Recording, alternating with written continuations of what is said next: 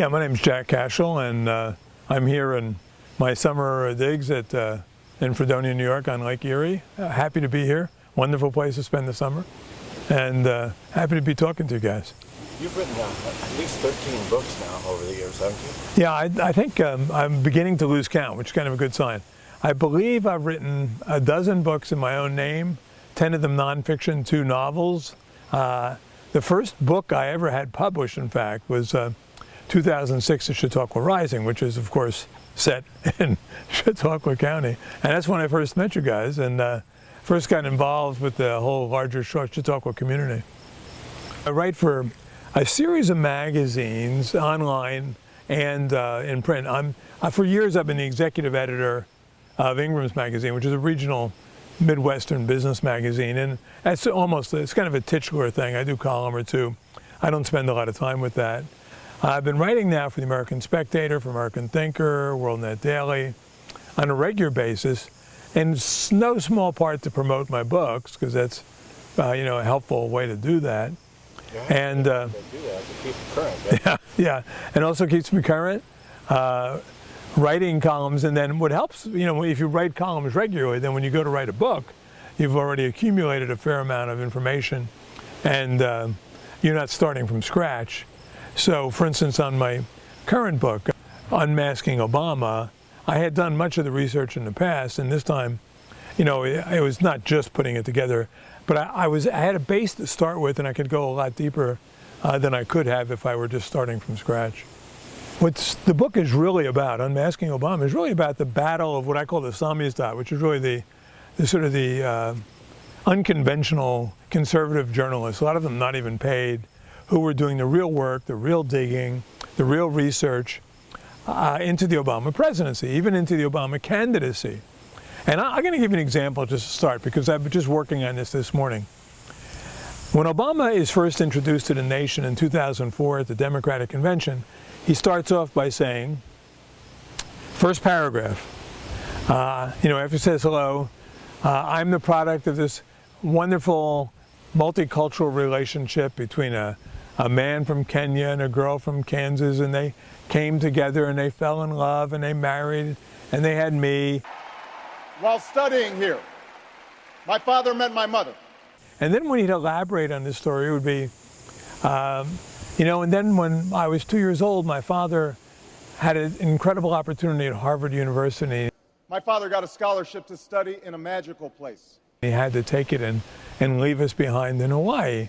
Well, that story is false. Now, 2 reporters in 2008, the summer of 2008, go out to investigate Obama's Hawaii years. The first one is David Marin. He's a Pulitzer Prize winner for the Washington Post. He has all of their resources at his disposal. The second is a guy named Michael Patrick Leahy, who's from this area originally, who's working on his own dime and writing a self-published story of Barack Obama's early years. Marin gets it all wrong. Leahy gets it all right. Barack Obama never knew his father. His father and mother may have technically been married, but they never lived under the same roof. That the mom left for Seattle immediately after the birth of the child and enrolls in the University of Washington when Obama would have been like a few weeks old, a month old. Now, what's curious about this is I was just looking at the blogs from the Seattle history blogs. They're telling this story in 2008, 2009. The major media refused to report on this. Biographies were written about Obama by Pulitzer Prize winners. Biographies were written about his mother. Biographies were written about his father. And they're all skipping over the Seattle stuff because they have to preserve the illusion of this fairy tale marriage and this wonderful multicultural ideal. It's the signature appeal of Barack Obama's entire candidacy. He repeated it over and over again. My parents shared not only an improbable love, they shared an abiding faith in the possibilities of this nation. And it was a total lie. And it wasn't until about 2012 that the major media finally began to acknowledge that, okay, she did leave, she went to Seattle, but even to this day, you walk into an American newsroom, you ask them, where did Obama spend the first year of his life? Oh, Hawaii. I mean, we know more about George Washington's first 2 years than we know about Barack Obama's, and that's a disgrace to the journalistic profession. And this narrative would have been maintained had it not been for the samizdat, as you call it. Right. And the samizdat did their best to tell the truth about Barack Obama's origins. They didn't always get it right, but at least they were trying. So what the major media did is label them all as birthers. Anyone who investigated Barack Obama was a birther. Anyone who investigated his presidency was a conspiracy theorist. Conspiracy theorist today is the word we used to use for reporter a generation ago, you know? It is that bad, you know? It is that bad. And Obama's case, what made it sensitive is that he's, you know, roughly half black, and thus he assumed the identity of an African American, which made him immune to criticism from a lot of people who are afraid of cancel culture, including people at Fox News and places with advertisers. So they stay away from all of that information, and then the people who do the real work are called birthers, conspiracy theorists, whatever. Now, Donald Trump, of course, blew that all out of the water when he became a birther in 2011, but until that point, it was taboo. You couldn't even mention it. How did Obama get to Harvard? Who sponsored that phenomenon? Well, that's a very interesting question. The question is, how did Obama get to Harvard? And there's another story here that the samizdat broke. The major media absolutely refused to touch. An incident took place this would have been in March 2008 when Obama was running for his first term. And he was still an uncertain quantity. Yeah, there was a local show in New York called New York One, talk show, New York City on New York One. And Percy Sutton was being interviewed. He was a veteran New York Politico entrepreneur, very esteemed, well-known, African-American. And the interviewer just asked him innocently, did you know Barack Obama? And I was introduced to him by a friend who was raising money for him. The friend's name is Dr. Khalid Al-Mansour from Texas. He is the principal advisor to one of the world's richest men. He told me about Obama. And I wrote a letter in support of him. So Percy Sutton says, yeah, I'll do that. And he writes a letter on behalf of Barack Obama. This is in March 2008. This is a major story. Alawid bin Talal and Khalid al-Mansour are both big anti-Semites. Alawid bin Talal is a billionaire from Saudi Arabia. Rudy Giuliani refused his $10 million offer after September 11th because of his anti-Semitism, because Alawid bin Talal was saying that the Mossad was responsible for 9/11, and yet here he was working to get Barack Obama into Harvard, and the timing works out. 20 years before 2008 was 1988, the year he started, and they sat on this story. Finally, the samizdat breaks it out in August of 2008, and I was involved in that, and then the major media refuses to talk about it at all. But what they have is their own second level of leftist journalists who work for the online things like Think Progress, BuzzFeed, Politico, etc. And they go after the story. And they insist that Percy Sutton was in his 80s. He didn't know what he was talking about. They found some family spokesman who came out and said, you know, Percy Sutton is, you know, he's off his marbles. He doesn't know what he's talking about. And then the samizdat comes back, and then they talk to the family. And the real family says, we never heard of this family spokesman that the, you know, like BuzzFeed, I think, was putting forward at the time. But they managed to kill the story, basically. So nothing came of it. Had this story been reported in any kind of honest way, it would have cost Obama his candidacy. The samizdat is the term that was used in the Soviet Union during the Soviet era, because obviously The Soviet, the Politburo controlled virtually everything that you could say publicly. And what they did is they, and it evolved, of course, as technology evolved. In the beginning, it was probably just typewriters and hand-cranked mimeographs. But even books like Dr. Zhivago were published that way and funneled out of the country. The Gulag Archipelago, all of Solzhenitsyn stuff. This stuff was not being published by the Soviet press. We could be sure of that. And obviously the samizdat was a much more precarious operation than the American samizdat. We don't run the risk they do. We run the risk of being shamed, of being humiliated, being fired, sometimes being investigated, being cyber harassed, sometimes getting arrested, but we're not likely, at least now, it may change in a few months, to be thrown in a gulag for the rest of our lives for trying to tell the truth. And as they say, the joke goes, the difference between Pravda, which was the Soviet main publication, and the New York Times, is that Pravda readers knew they were being lied to. That's what it comes down to. Now the left, the major media tries to stay above the fray. They try to ignore the samizdat as best they can, and they usually do. But they have a second level of helpers that I call the firemen. I named them this after Ray Bradbury's novel, 451. In that novel, it's a dystopian novel written in 51, set sometime in the future, and a little too prescient for our own good. But in that novel, what we learn about is that firemen now are the people who destroy books. They come in to burn books. They destroy information from spreading that the state doesn't want it spread. So the firemen in that world are the ones who extinguish information, remove information from the circulating. The firemen in my book, in Unmasking Obama, is that class of journalists. Some of them are very well paid, who work for things like Media Matters for America, for Think Progress, BuzzFeed, Slate, Salon. I mean, they have a lot of money on their side.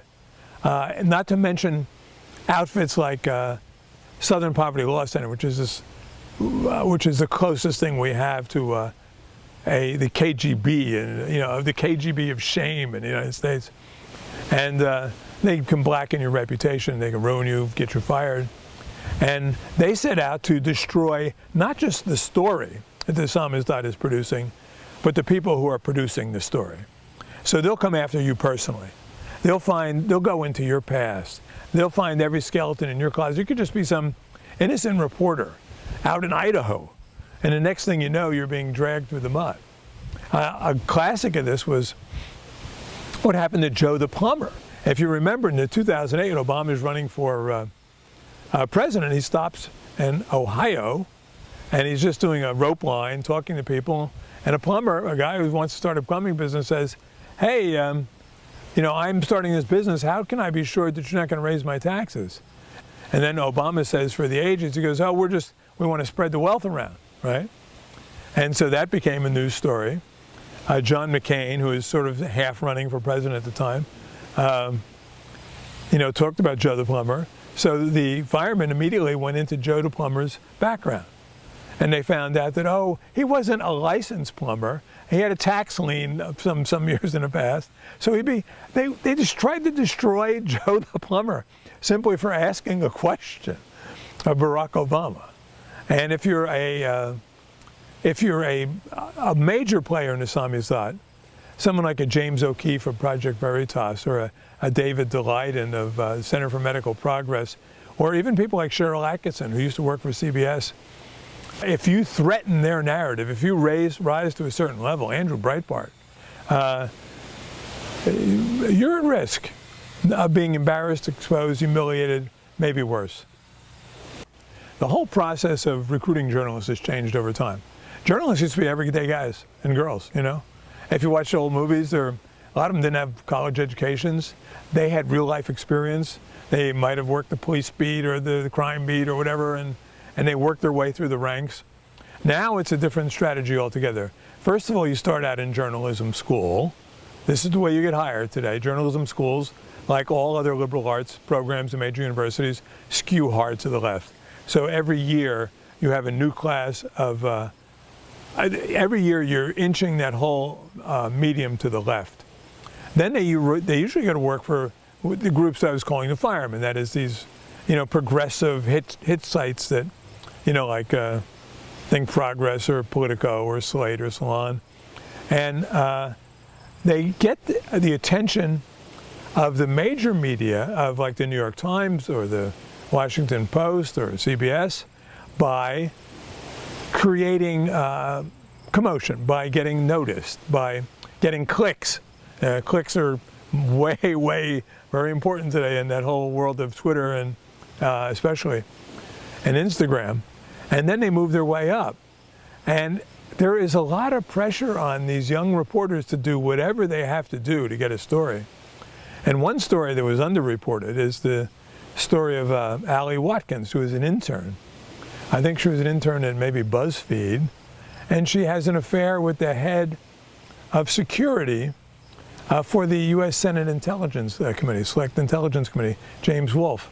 And the FBI did a good job of busting it because he was feeding her stories. She was, as a 23-year-old, she breaks the story of the first FISA application and names Carter Page. And she's getting it directly from this guy. The only people who could see this information were the FBI, the conduit, James Wolfe, and the two heads of the Senate Select Committee on Intelligence. And he was leaking it to his girlfriend. Now, you would think that for having acquired information in that way, her career would be ruined. No, just the opposite. Today she's writing for the New York Times, and she's still in her 20s, right? And everything skews left, of course, because that's the only way you're going to get promoted. We've seen some major defections lately. Barry Weiss from the New York Times read a blistering letter on her way out how everything's pre-programmed now. They know what they want you to write before you even write it, before you even look at the facts. Another woman at MSNBC did the same thing. You're going to see some of that, but it's a career-killing move for these people because no one's going to hire them, and they're going to find they're trying to make a living doing real journalism in the samizdat. And when you do it at my level, you're scrapping to make a living. No one's giving you a big fat paycheck every month. You have to depend on the sales of your books, or the sales from your blog. Or there's a lot of ways to make money, and it's actually, I would encourage it because you don't have a boss and you can't get canceled. But at the same time, if you have a family, I have a wife with health insurance, so my life's been a little easier than it might have been. But I don't know if I could have done it without her. Every political poll I've ever seen, every survey of political knowledge I've ever seen, I've seen bunches of them, and every single one of them, conservatives win. Conservatives no more than liberals, because to be a conservative, you're going against the culture now. So you have to educate yourself. You have to educate yourself out of what you learned in school. I'm always intrigued when I hear someone like Hillary Clinton, when she called half of America deplorable. The racist, sexist, homophobic, xenophobic, Islamophobic, you name it. You could put half of Trump supporters into what I call the basket of deplorables. I said, yes, that is a rallying cry, Half of Trump supporters into what I call the basket of deplorables. I was a little disappointed when a day or so later she fainted, and that became the big news story. I wanted the story to stay on the deplorables because it captured perfectly what they think of mid-America. And unfortunately, there are people like that. And he has lifted them up. She said that at some sort of party for, some gay, liberal, radical agenda thing. And they all laughed and cheered when she said that. It wasn't like an off-the-cuff thing. This was a planned speech. It was in her text. And they were comfortable calling half of America deplorable because they've created in their own minds this image that we're all racist, sexist, xenophobes, fascists, homophobes, Islamophobes, what else? Nativists, climate change deniers. I mean, there's every year transphobes. We find a new crime that we're committing against the progressive agenda, and they make them up. I mean, who would have thought that 10 years ago people would be manning the barricades for allowing men into women's bathrooms or allowing men to run in girls' track meets, you know. But now there's people who build, whose identity, you know, is centered around things that absurd. You know, you look back, how far do you have to look back? 20 years when Bill Clinton is signing into law the Defense of Marriage Act, you know. 15 years ago when congressmen were routinely, Democrats, Schumer, 10 years ago, getting up and saying, we cannot call these people undocumented immigrants. They're illegal. They don't belong here. And they change their agenda weekly. And if you don't keep up with it, you're a hater. It's crazy. And it's amazing they get away with it. And yet I think they're getting away with it with an increasingly shrinking pool of people. But there is a group of people, and there is true to the subject, the sentiment that you can fool some of the people all of the time. And they're doing that. Yeah, self-hatred runs deep now in the academy. It has for a long time. But now we're creating one generation after another who really believe it. They're living in the most golden place in the history of the world at the most golden time in the history of the world. And all they can see are its imagined flaws. They don't even know what the flaws are. They're the flaws that they're being told are the flaws, you know? So you have people like LeBron James, you know, very good basketball player, but as a philosopher is atrocious. He's doing huge damage to the black population of America. He's the guy who was upset that, in speaking of cancel culture, his responses got the fellow, the general manager of the Houston Rockets, fired for defending the Chinese in Hong Kong, you know, from protesting red Chinese oppression. And now he can watch 2 seconds of a video clip from Kenosha and weigh in on the fact that all cops are racist and tweet it out to 40 million of his followers. This is the kind of belief system that is a little chilling. You know, because I live in Kansas City and I drove right through the protest the first night they had. I couldn't believe all the people who were there. And they're virtually all white. They're all virtually all young. And this is during the height of COVID season. And I'm thinking, where did these people come from? What did they know? You know, well, we know what they know because we have not been as vigilant as we should have been about what they teach in universities. Well, I think the Department of Justice is now looking into that very seriously. I know that in Kansas City, for instance, my office is in the equivalent of Chaz, you know, and is in a hip kind of, you know, countercultural neighborhood. It's about a half mile from the staging site for the protests in Kansas City, which devolved into riot, but our police did a very good job containing it. And I'm looking at these guys arrived, out-of-state license plates. They have backpacks. I mean, big backpacks filled with stuff, you know. These are serious-looking young men who seem to be doing this for a living. And you could go up and down the street. You see the Wisconsin, Illinois, you know, Colorado. These aren't local people. I mean, most of the people show up. The sheep show up are local. Most of them are chubby girls looking for a date. But the hardcore are there with backpacks on and, you know, pallets of bricks are showing up. I talked to one cop. He said he saw someone handing out checks, writing checks and handing them out to organizers. And this is Kansas City. We're a minor league protest town. We're not even major league. You know, I can imagine what it was like in Chicago, New York, Portland, Seattle. Yeah, it's a large, organized conspiracy. They're more organized than I thought they were. They're still not particularly well schooled in violence. Most of them are pretty timid, but they've got some real hardcore criminals among them who are willing to do whatever they have to do, like shoot and kill people. To understand what Donald Trump faced the day he took office in January 20th, 2017, you have to look at one fact, and that is what happened in Washington, D.C. on November 8th, 2016. What percent of the vote do you think that Donald Trump got in Washington? Think as low as you can, and you're still overestimating it. He got 4% of the vote, which means that 24 out of every 25 people in Washington voted against him, probably vehemently. Many of those people work for the federal government full-time. They're the permanent staff. They've infiltrated that entire establishment. A lot of them are probably innocent, relatively benign, but not all of them, not most of them even at a certain level. The Department of Justice is riddled from the top down with holdovers from the previous regimes. Most of them are Democrats, probably 24 out of 25.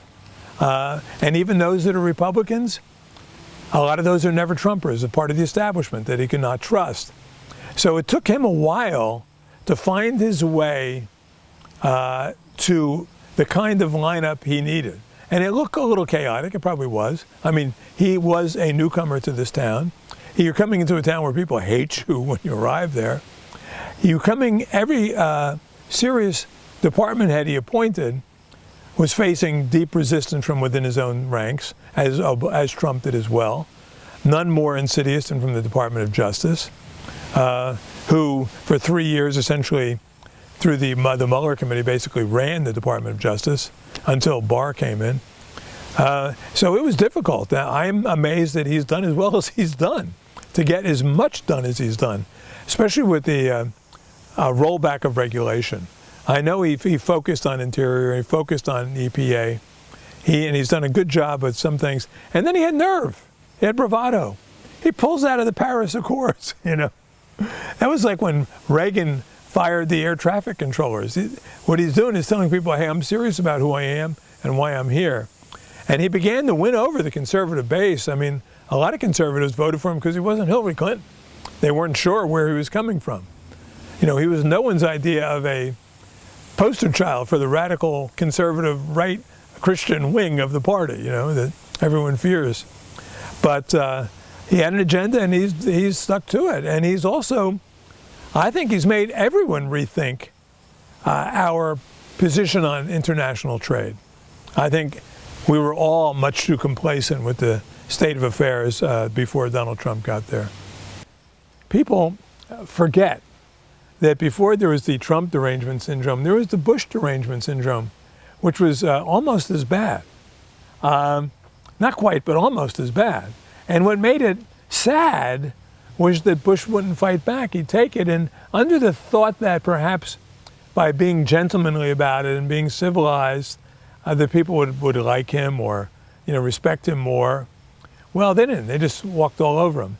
And then when Trump walks in, that ended. In fact, he won the nomination not on the day he descended the escalator at the Trump Tower, but on the next day. Because on the day he comes down, he says some pretty strong things about immigrants, illegal aliens.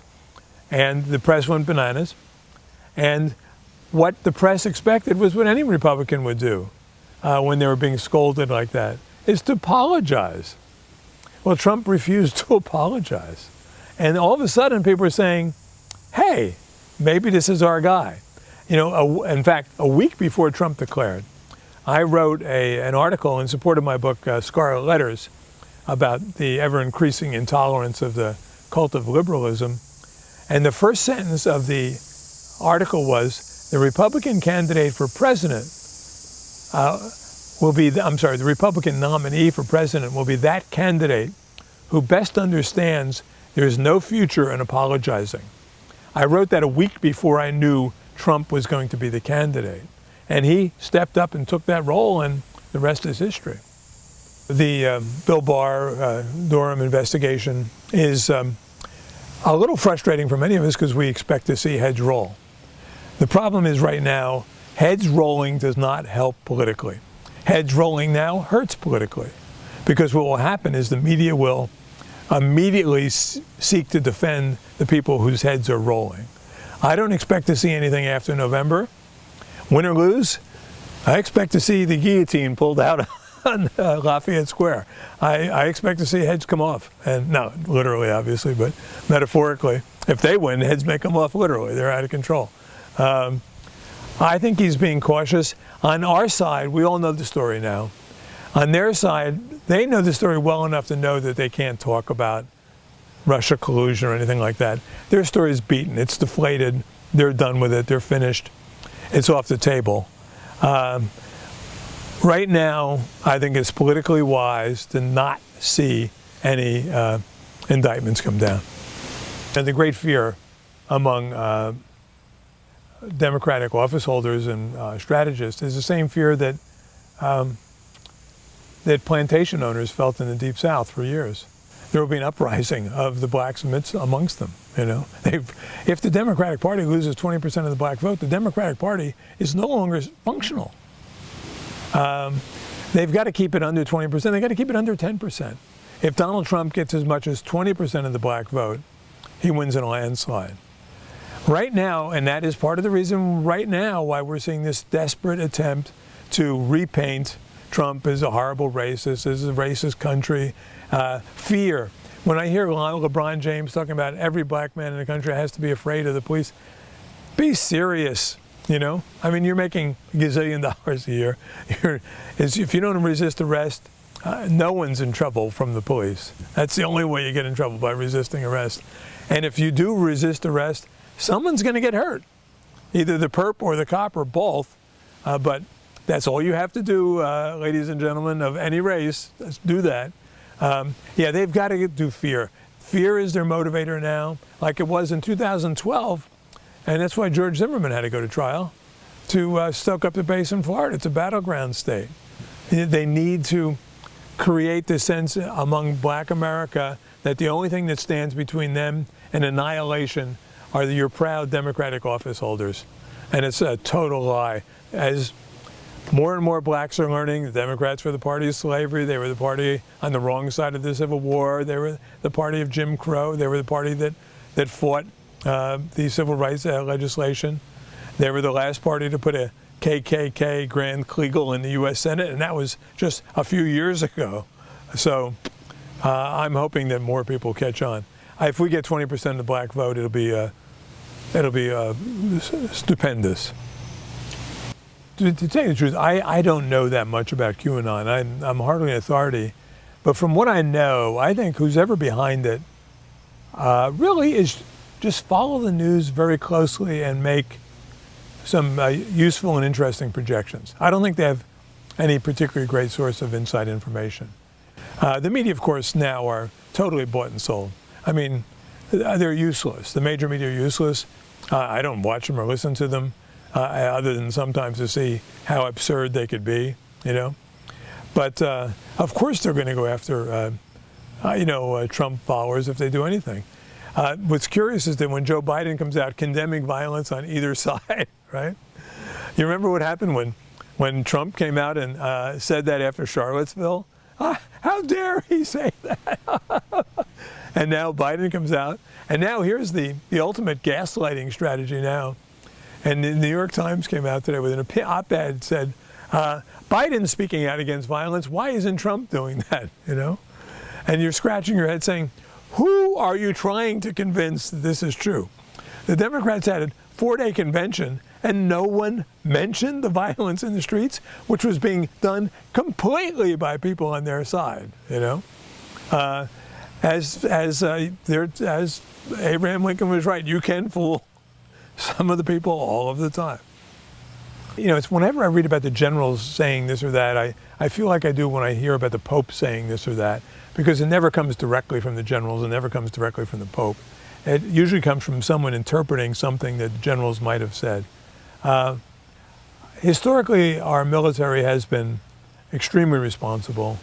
And they're right, I don't think you want to, and it might have even been a useful caution to not be too aggressive in the use of, with posse comitatus and that sort of thing. Had that said, the rank and file of the military are totally on the side of Donald Trump. They know that. I suspect most of the higher officers are, other than the ones whose careers are owed to Barack Obama, who went from being the diversity, manager to being a general, or, in today's army. It could happen. I'm not worried about that. And yet, I would rather they be more dependable and more reliable, because most of them are creatures of the Beltway, those at a high level, so you never know. My father's a cop, so I tend to defend cops, whatever they do, but I think they were totally underprepared and consequently overwhelmed. What happens is after the president's speech at the convention, serious high-level people are coming out of there and they're getting mauled by mobs. It look like third world. It's not stuff that we're used to seeing in the United States.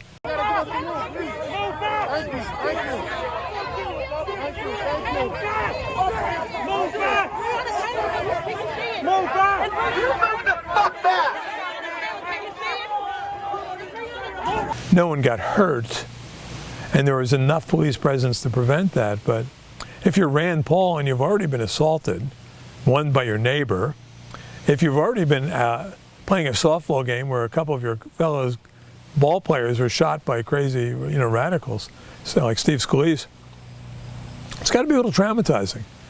And Rand's not that tall, and you can see him being a little claustrophobic there in that crowd. I don't blame him. They've got to do better than that.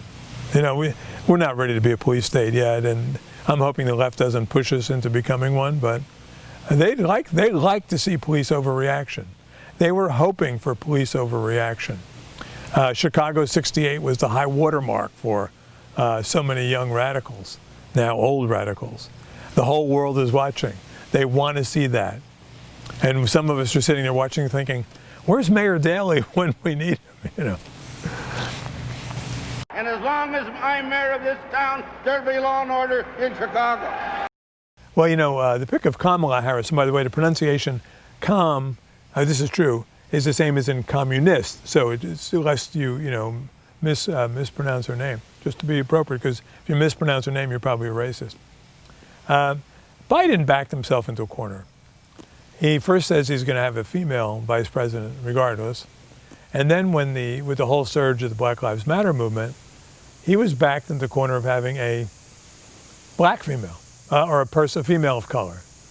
And the pool was very narrow. I mean, when you had people like Stacey Abrams considered, Stacey Abrams, the plus-size woman who still thinks she's the governor of Georgia. I've seen her financial statements. She's been, hundreds of thousands of dollars in debt here and there for this little silly stuff. Susan Rice, who's claimed the fame was lying 5 times in one morning on morning TV about Benghazi. Kamala was probably the best I could do.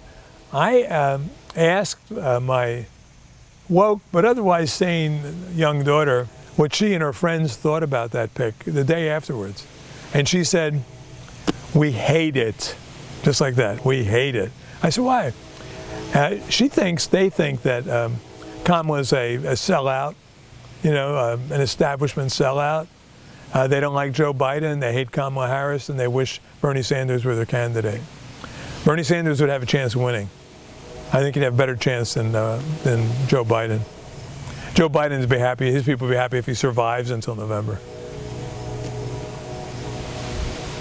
What happens after any election and your party loses, there's a whole lot of people scrambling for jobs.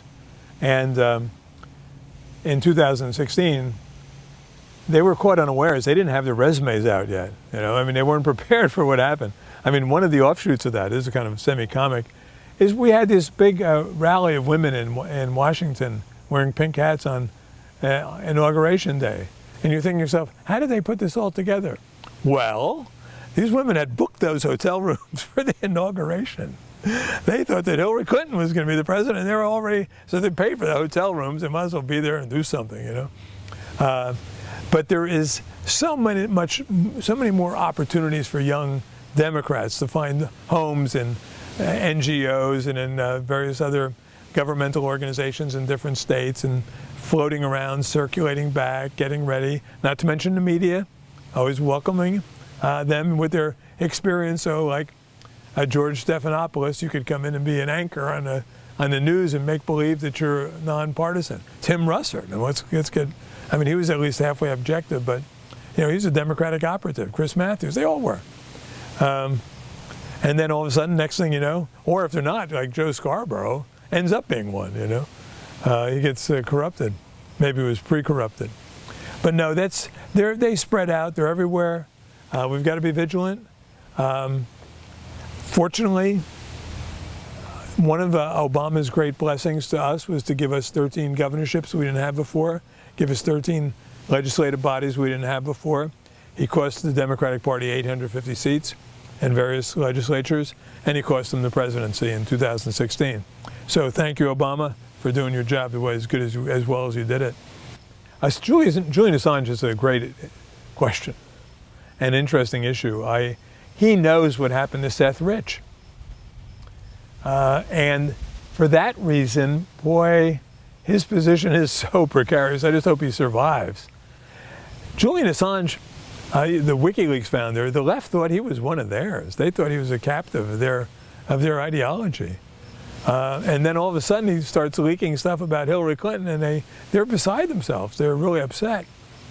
But what he really knows is what happened to Seth Rich. And he came out, I would say, 2 weeks after the murder of Seth Rich in Washington in July of 2016. A Democratic National Committee data analyst, Seth Rich, 27 years old, murdered in the streets of Washington. No known reason, wasn't robbed. They didn't take his wallet or his cell phone or anything. Shot twice in the back, beaten up before he was shot. The major media don't even want to investigate this. Julian Assange comes out 2 weeks later and says, you know, some of our operatives, the people who feed us information, run great risks. And then he mentioned that like that young man in Washington who was killed in the streets. And the Dutch guy, who was, who is like most in the major media, was prepared to shut this conversation down. Oh no, he was robbed. That was a robbery. That was a botched robbery. And then Assange says, no, nothing was taken. It wasn't a robbery. He was just shot and killed. And then later, Assange, this is, now we're getting into the weeds here, but later in that year, 2016, he talked to a woman named Ellen Ratner, who's a sort of a liberal journalist of sort of B-level stature. And her brother, though, had been Assange's attorney, Michael Ratner. That's probably too much. In any case, Assange told her that Seth and Aaron Rich were feeding him information. Seth and Aaron is Seth's brother. And she mentions that casually on some talk show the day after the election. No one pays any attention. She doesn't mention Seth and Aaron by name, but it's implied. Then she tells another analyst about Seth and Aaron Rich. He goes public with it, and next thing you know, he's being sued. Everyone's going after him. You're not allowed to talk about Seth Rich. And until you can talk about Seth Rich, Julian Assange's future is precarious.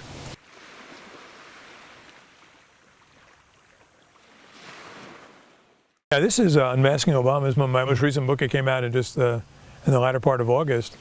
It's doing well so far. Today, it's not like it was, say, even 20 years ago, where you could expect to be covered by general media if you have a book come out. Now everything is ghettoized, compartmentalized, and so you have to sell it through conservative channels, basically. And what makes that a little bit complicated is if you are too edgy, the major conservative outfits are wary of it, And this book is a little bit on the edgy side, and so they're a little frightened of it. And so we've got to play these bizarre games, And I chose to talk about certain things that they would rather I didn't talk about, like race, like Obama's sexual orientation, like Seth Rich, the man who was killed in Washington in July 2016. Partly because when on Fox News' case, they were sued for trying to investigate that. So you understand why they'd be a little wary of talking about it. So selling books today is a little tricky. Thank God. I mean, I hate to say it, we're so dependent on Amazon. If Amazon decides they're going to start selectively not selling books, boy, we're going to have to do something in a hurry to remedy that. Because Amazon's now what counts, especially during the COVID season where bookstores really aren't, they really haven't gotten back to anything like regular business. I find this book especially important because it sort of gives us a renewed sense, reminds us of what Trump's up against. And that's certainly part of your motivation, isn't it? Yeah, it is. I think even though I'm writing about the past in a sense, I'm really writing about an aggravated case of what's going on in the present. is that Obama launched basically Black Lives Matter. He launched that monster that's now rampaging through our cities. Trump has to face that. But the real problem, we could solve all of America's problems today if just in the New York Times, the new editor came in and said, from now on, we're just going to report the truth. Because New York Times sets the agenda for the rest of the media. If someone came in and did that, we'd have a new country. We would really have a new and better country. It is, I hate to say it, it would be that simple. Now, of course, you'd have to fire all the staff and hire new staff, but if you could find objective journalists to fill that newsroom, we'd have a new country. There was a pattern here. Throughout his presidency, Obama insisted he learned about various scandals, from Fast and Furious to IRS abuse to the Tea Party, only through the media. No serious person, however, could believe for a moment Ben Rhodes' claim that as late as October 2016, Obama, quote, had no idea the FBI was investigating the Trump campaign's contacts with Russia. It needs to be repeated that Comey told the OIG about his August briefing of Obama regarding 4 targeted individuals associated with the Trump campaign. Obama's grounding in Marxist theory is well enough known, as is weakness for redistributionist policies. Overlooked, however, even by his critics, was the relentless invasiveness and quiet brutality of his regime. Like England's Henry II, who reportedly said of Thomas Becket, "Will no one rid me of this turbulent priest?" Obama seems to have led the way by suggestion. His henchmen and women did the dirty work. They sent Basili Nakula to prison for making a video. They watched in silence as Lieutenant Colonel Terry Lakin was dispatched in shackles to Leavenworth. They had James O'Keefe and David Daleiden arrested for undercover reporting. They cyber-harassed reporter Cheryl Atkinson. They used search warrants on reporter James Rosen and several Associated Press reporters. They punished whistleblowers. They helped frame George Zimmerman and Officer Darren Wilson. They used the IRS to crush the Tea Party. They turned a blind eye to new Black Panther goons. They conspired to clear Hillary Clinton of criminal charges. They discouraged all serious investigation into the death of Seth Rich, and even before the election, they breached Obama's passport file and probably doctored it. You know, the next project I have on the table, and I'm still contemplating whether I want to go forward with it based on the sales of this book, is a history of what I call the great urban diaspora. That is the emptying of the cities of the Northeast in the 60s and 70s by the great ethnic diaspora, a story that's never been told. I could tell it from first person because my family was part of it. And I grew up in Newark, New Jersey. And we could no longer live where we grew up. And in that telling of the story, from the major media's perspective, the people who left were white flight, right? The people who stayed behind were Archie Bunker. So you were damned if you do and damned if you didn't. And no one would speak honestly about what happened to these neighborhoods, where you had happy, communal, racially integrated neighborhoods that were thriving and prosperous and safe 1 year, and 5 years, 10 years later, they were hellholes. And this happened all across the Northeast and Midwest. And we weren't allowed to talk about it. No one's written about it. And I could write about it from the first person, and I think that's what I'm planning to do.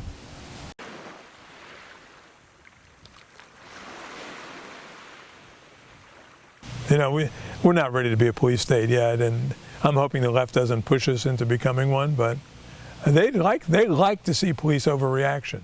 They were hoping for police overreaction. Chicago '68 was the high watermark for so many young radicals, now old radicals. The whole world is watching. They want to see that. And some of us are sitting there watching thinking, where's Mayor Daley when we need him, you know?